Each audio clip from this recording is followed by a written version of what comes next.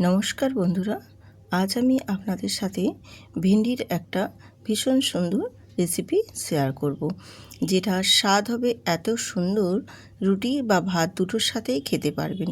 খুব সহজে একেবারে সিম্পলভাবে কম তেল মশলা দিয়ে খুব সুন্দরভাবে আজকে তোমাদের এই ভেন্ডি রেসিপিটি আমি শেয়ার করছি। খেতে ভীষণই ভালো লাগবে। যারা তেল মশলা একদম কম পছন্দ করো তাদের পক্ষে আজকের এই ভেন্ডি রেসিপিটি একেবারে পারফেক্ট রেসিপি। খেতে ভীষণই ভালো লাগবে আর বানানো খুবই কম সময়ের মধ্যে রেডি হয়ে যাবে। তো চলুন ভেন্ডি রেসিপিটি দেখে নেওয়া যাক। স্কিপ করবেন না, আশা করি ভালো লাগবে। একেবারে সিম্পলভাবে আমি আজকে রান্নাটা আপনাদের সাথে শেয়ার করছি। আমি এখানে দেখো ভেন্ডিগুলোকে খুব ভালো করে ধুয়ে নিয়েছি। আগে বেশ একটু গাগুলো ঘষে ঘষে পরিষ্কার করে ধুয়ে নিয়েছি, কারণ ভেন্ডির গায়ে অনেক নোংরা থাকে, ধুলো থাকে, বাজার থেকে কেনা জিনিস তো এই কারণে খুব ভালো করে আমি আগে ধুয়ে নিয়েছি। ধুয়ে নিয়ে জলটা ঝরিয়ে নিয়ে তারপর ভেন্ডিগুলোকে কেটে নিচ্ছি। ঠিক মাথাগুলো আর পেছনটা দেখো বাদ দিয়ে দিয়েছি। দিয়ে আমি দুখণ্ড বা যেগুলো একটু বেশি আছে বড় সেগুলোকে 3 খণ্ড করে নিচ্ছি। আর এই ভেন্ডিগুলো কিন্তু একেবারে টাটকা আর দেশি ভেন্ডি, ভীষণ নরম। আর এই রকম নরম নরম ভেন্ডি দিয়েই কিন্তু এই রেসিপিটি বানালে খেতে ভীষণ ভালো লাগে। আমি ভেন্ডিগুলোকে ঠিক এই রকম একই প্রসেসে সবগুলোই কেটে রেডি করে নিয়েছি। আর ভেন্ডিগুলোকে ধুয়ে ভালো করে তারপর জলটা ঝরিয়ে কেটে নেওয়া হলে ভেন্ডির গায়ে যে একটা হরহরা ভাব থাকে সেটা কিন্তু থাকে না। আর ভেন্ডিগুলোকে এইভাবে কেটে নিলে কি বলো তো, পোকা আছে কি না সেটাও খুব ভালো করে চেক করে নেওয়া যাবে।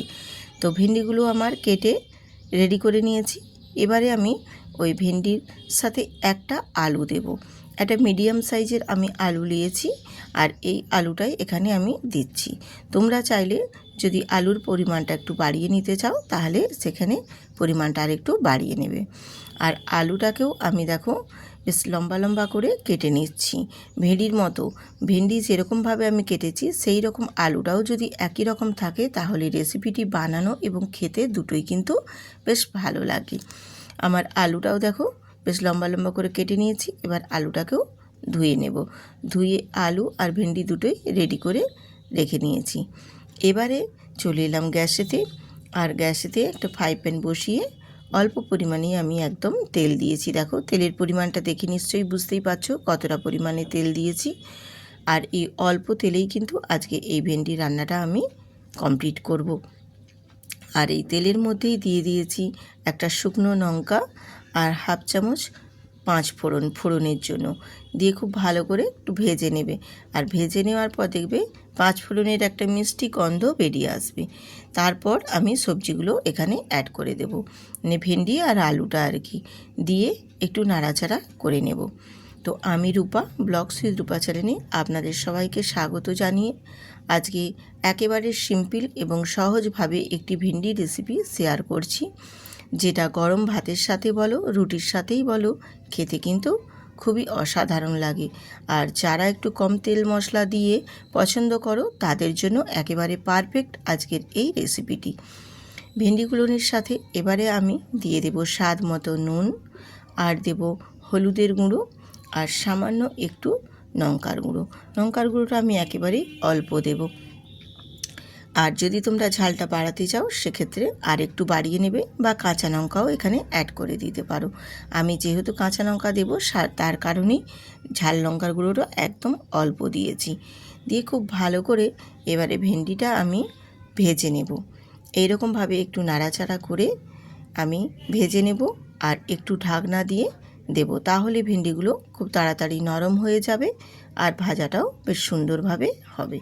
তো ভেন্ডিগুলো আমি আগে দেখো নুন হলুদের সাথে খুব ভালো করে একটু নাড়াচাড়া করে ভাজা ভাজা করে নিচ্ছি, আর একটা ঢাকনা দিয়ে ঢেকেও দিচ্ছি। কিছুক্ষণ পরে ঢাকনাটা খুলে তারপর আবারও একটু নাড়াচাড়া করে নেব।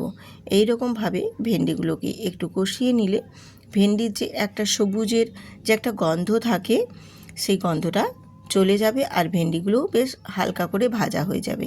তবে বলে রাখি এই রেসিপিটির ক্ষেত্রে ভেন্ডিটা কিন্তু খুব লালচে করে ভাজবো না, জাস্ট একটু গায়ে হালকা লাল ভাব ধরবে সেই পর্যায়ে কিন্তু ভেজে নেব। খুব বেশি একদম লাল করে ভাজবো না। আমি বললাম না খুব সহজভাবে সিম্পলভাবেই আজকে করব। আর এখানে সামান্য দেখো একেবারে হাফ চামচের থেকেও কম কিন্তু আমি আদা বাটা দিয়েছি, আর দিচ্ছি এখানে অল্প একটু জল দিয়ে বেশ ভালো করে ভেন্ডি আলুর সাথে আদাটাকে কষিয়ে নেব। আর আদাটাকে বেশ ভালো করে কষিয়ে নিলে আদার একটা কাঁচা গন্ধ থাকে, সেই গন্ধটা চলে যাওয়া পর্যন্ত কিন্তু কষিয়ে নিতে হবে।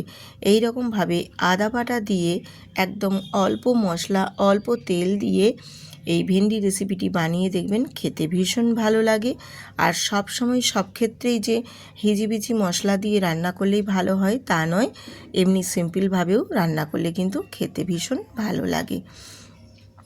এরপর আমি একটা গ্লাসের মানে হাফ গ্লাসের থেকেও একটু বেশি পরিমাণে জল দিয়ে একটু নাড়াচাড়া করে ঢেকে দেব, যাতে করে ভেন্ডি আর আলুটা খুব তাড়াতাড়ি সেদ্ধ হয়ে যায়।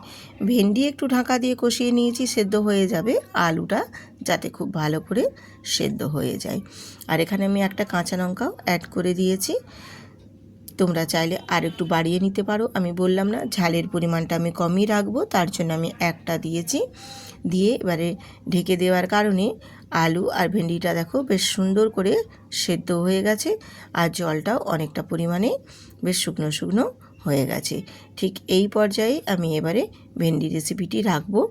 আর এই ভেন্ডি রেসিপিটি মোটামুটি দেখো জলটা শুকনো হয়ে একদম পারফেক্টভাবে রেডি হয়ে গেছে। এবারে আমি এখানে সামান্য অল্প একটু চিনি অ্যাড করে দেব। তো চিনিটা কিন্তু মিষ্টি লাগবে না, কিন্তু স্বাদটা খুব সুন্দর ব্যালেন্স করবে আর কি। আর যদি পছন্দ করো তাহলে দিতে পারো, যারা চিনিটা পছন্দ করো না তারা স্কিপ করে দেবে। তো যেহেতু এটা সবজি রেসিপি আর একেবারেই নিরামিষভাবে, সেক্ষেত্রে একটু চিনি দিলে কিন্তু খেতে বেশ ভালো লাগে। চিনিটা দিয়ে আমি আরও 1 মিনিট একটু নাড়াচাড়া করে কুক করে নিয়েছি, রান্নাটা করে নিয়েছি। এরপর আমি গ্যাসটা অফ করে তারপর নামিয়ে নেব। মোটামুটি আমার দেখো খুব সিম্পলভাবে একদম ভেন্ডি রেসিপি কমপ্লিট হয়ে গেছে।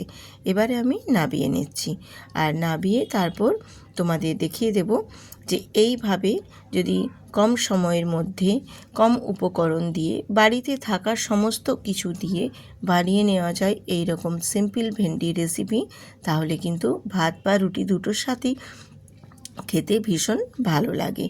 তো চলুন বন্ধুরা, আজকে ভেন্ডি রেসিপি যদি আপনাদের কাছে ভালো লেগে থাকে তাহলে অবশ্যই কিন্তু ভিডিওটিতে একটি লাইক দিয়ে সুন্দর করে কমেন্ট করবেন এবং বন্ধুদের সাথেও শেয়ারও করে দেবেন।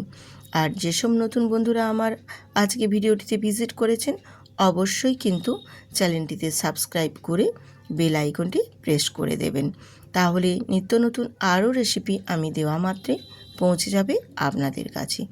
আজকের এই ভেন্ডি রেসিপি এখানেই আমি শেষ করছি। আবার দেখা হচ্ছে আর একটি নতুন রেসিপিতে আপনাদের সাথে। সবাই সুস্থ থাকুন, ভালো থাকুন, টাটা।